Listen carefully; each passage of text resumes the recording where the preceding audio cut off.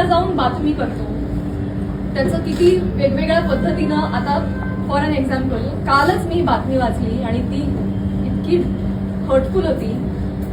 बीडमधील हत्या प्रकरणात आता प्राजक्ता माळींचंही नाव जोडलं जात आहे. काय संबंध, काय दोन गोष्टींचा?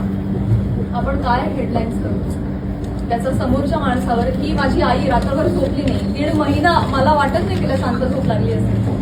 एक कमेंट नाही जी यांनी वाचली नाही. हा माझा भाऊ, यांनी सोशल मीडिया बंद करून टाकला, सगळे अकाउंट डिलीट केले.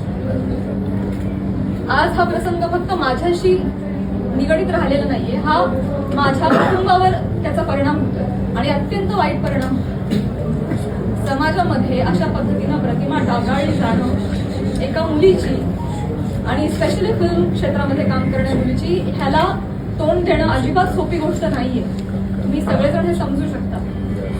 तुम्हाला सगळ्यांना ही विनंती आणि माननीय मुख्यमंत्री साहेबांना ही विनंती की त्यांनी याबाबत काहीतरी ठोस कारवाई करावी. बेसलेस